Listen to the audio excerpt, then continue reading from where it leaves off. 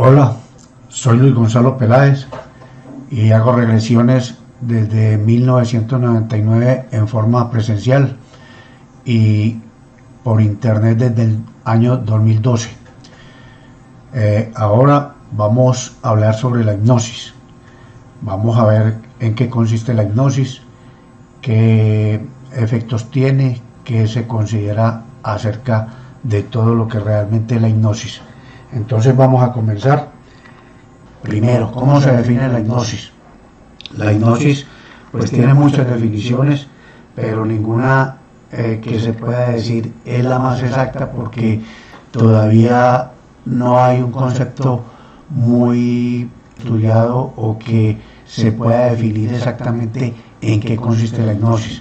Sin embargo, pues la que más que se puede dar como definición es la que dice que la hipnosis es un estado alterado de conciencia. Con la hipnosis pues se pueden hacer muchas cosas. Miremos qué tipos de hipnosis hay.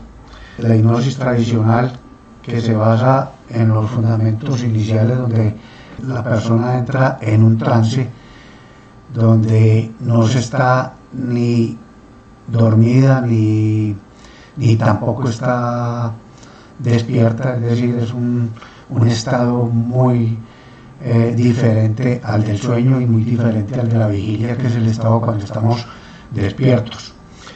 Fue muy utilizada inicialmente, a pesar pues de que conocen indicios de muchísimos años atrás, de miles de años, pero que se comenzó a trabajar o a utilizar como en una forma, ya se buscaba la sanación de enfermedades, bien fueran psíquicas o físicas, por Franz Anton Mesmer, que vemos aquí en la imagen, que vivió entre 1734 y 1815.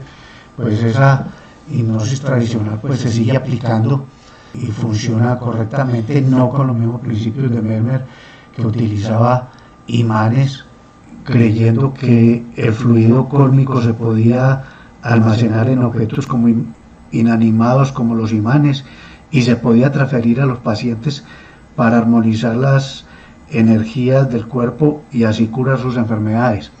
Esto lo utilizó Mesmer durante mucho tiempo, y luego de que pasó algún tiempo sin considerar pues de que no era efectivo el sistema de los imanes, porque siempre tenía algunos efectos sobre los pacientes, se dedicó a la imposición de pases con las manos para canalizar hacia el paciente las energías. Eso pues pasó durante mucho tiempo. Mesmer fue un tipo muy estudioso, fue médico y fue muy famoso en su época. Luego viene la hipnosis ericksoniana, creada por Milton H. Erickson, que vivió entre 1901 y 1980. Es prácticamente el más reciente de todos los que estudiaron así en forma la hipnosis, y él solo buscaba soluciones para el problema del paciente sin buscar el origen, es decir, nunca se ponía a buscar el origen de una enfermedad o de un comportamiento del paciente, sino que la hipnosis ericksoniana se basa en eso, en resolver el problema. Y decía que la hipnosis no necesitaba profundidad de trance, necesitaba un ritual para entrar en hipnosis. Es decir, no se basaba, por ejemplo, en órdenes, en darle órdenes al paciente para que dejara de sentir determinado miedo o dejara de sentir determinado dolor en cualquier parte del cuerpo. Entonces, luego de la hipnosis ericksoniana, pues aparece también la hipnosis cognitivo-conductual, que se basa en el conocimiento del paciente, en los conocimientos que tenga, se induce a ese trance hipnótico y con eso se persigue cambiar las conductas del paciente. Es decir, una conducta, por ejemplo, hacia un miedo, hacia un comportamiento determinado, y entonces esto es lo que hace la hipnosis cognitivo-conductual. La autohipnosis, que como su nombre lo dice, es la forma de autohipnotizarse. Esto lo puede lograr cualquier paciente y especialmente cuando el paciente ya ha sido sometido a una hipnosis inducida por una persona que le ayude a entrar en ese trance hipnótico, porque el hipnotizador realmente no tiene ningún poder, sino que el hipnotizador lo que hace es inducir o conducir al paciente hacia la hipnosis. Y entonces ya cuando el paciente ha entrado en hipnosis le queda mucho más fácil en entrar en autohipnosis, autohipnotizarse. ¿Qué se puede lograr con eso? Pues son muchas cosas. Por ejemplo, un paciente que en determinado momento tenga algún dolor en cualquier parte del cuerpo, él puede autohipnotizarse y hacer como una especie de anestesia hipnótica con la autohipnosis. Es decir, puede hacer que ese dolor desaparezca o se reduzca. O puede también de pronto superar determinadas cosas. Por ejemplo, el temor que se presentaría en un deportista que vaya a ir a una competencia y él antes de esa competencia podría llegar y entrar en ese estado autohipnótico y hacer que no se sienta ese temor, a calmarse, a poder conservar la calma para poder tener mejores resultados en esa competencia. Luego viene la hipnosis introspectiva, también llamada clínica o hipnosis clínica o reprogramadora, cuyo fin es el de sanar cualquier enfermedad. Es decir, la hipnosis clínica o introspectiva persigue siempre eso, sanar enfermedades, bien sea del tipo psíquico o físico. Este término ha sido dado por Aurelio Mejía, quien es mi mentor y amigo y quien ha sido una persona demasiado estudiosa en el campo de las regresiones. Usos de la hipnosis. La hipnosis pues ha sido usada en varias formas, pero las más comunes son la hipnosis de espectáculo, que la vemos por ejemplo en televisión o la vemos en los circos, donde hipnotizan en general a un público o tratan de inducir a un público a la hipnosis. Parte de ese público entra en hipnosis, otra parte no, y lo que se persigue con eso pues es el entretenimiento no tanto de las personas que están inducidas a la hipnosis, sino del público que las está viendo.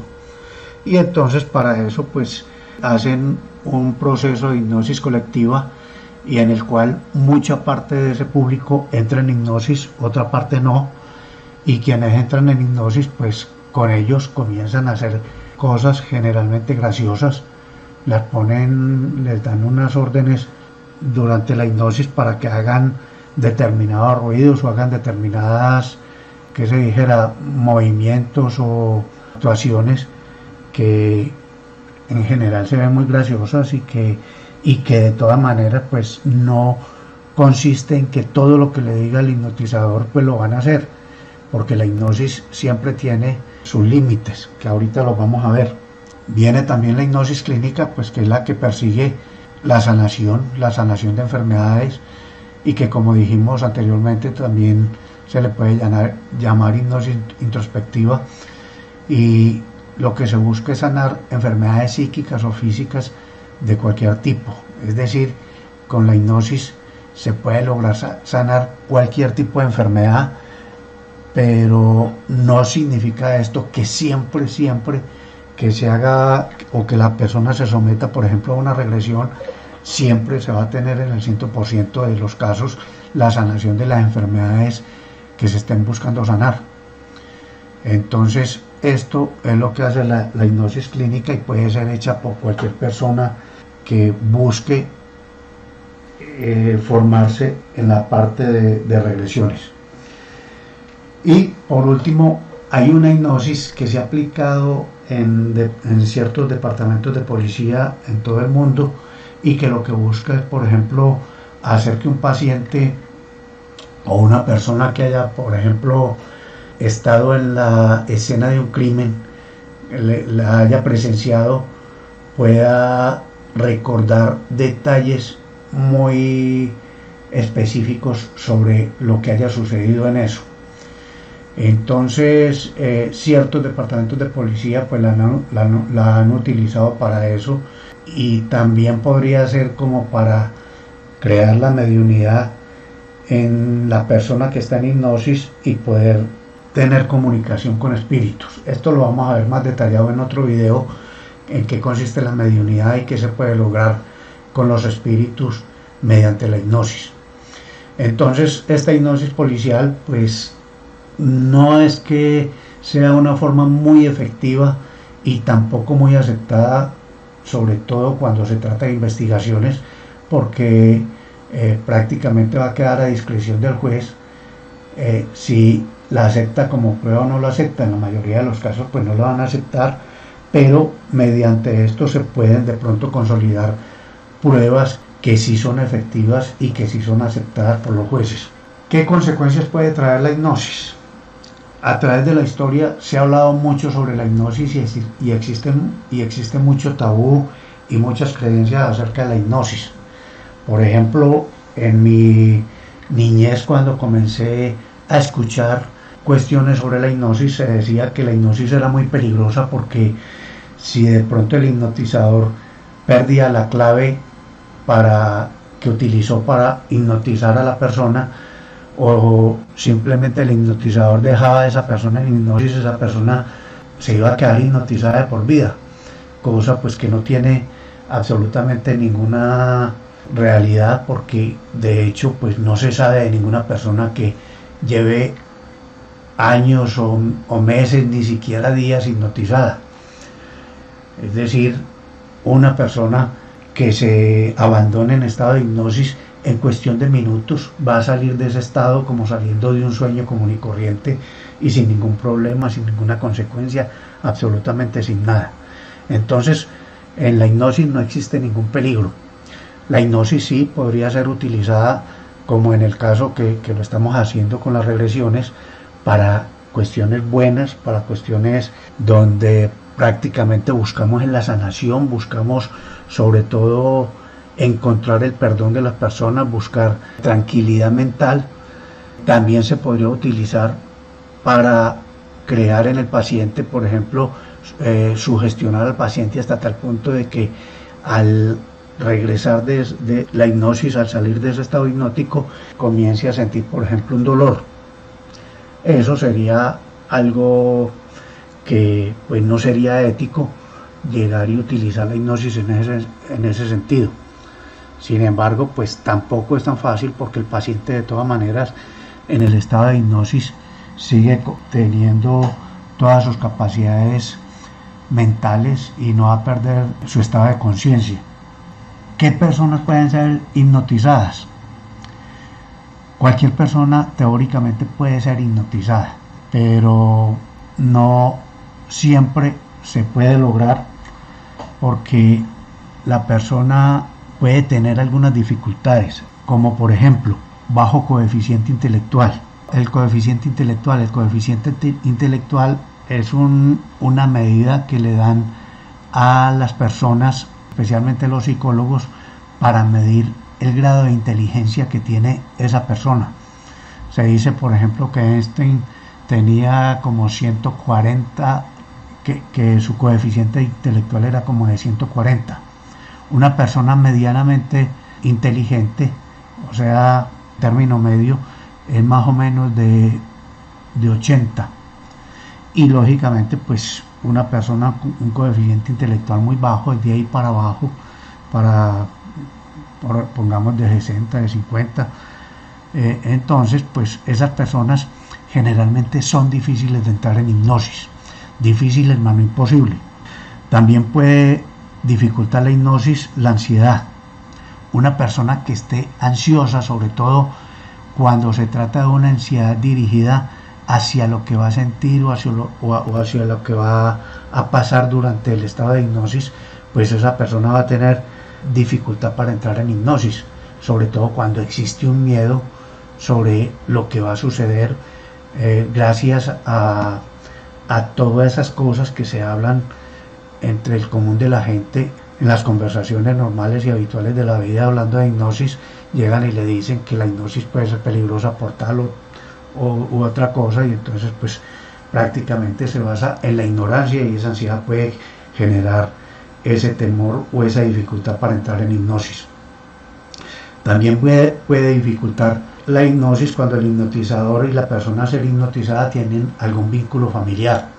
Puede ser difícil porque no existe esa confianza hacia el hipnotizador como tal, hacia la persona que está induciendo esa hipnosis, porque se necesita que haya determinada confianza entre el hipnotizador, infunda como cierto respeto y seguridad hacia la persona que está siendo hipnotizada.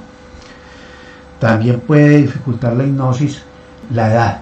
Cuando una persona es de una edad ya avanzada, generalmente cuando pasa de los 60 o más años, puede ser difícil hipnotizarla, y eso pues va a depender mucho de su coeficiente intelectual también y de su grado de cultura.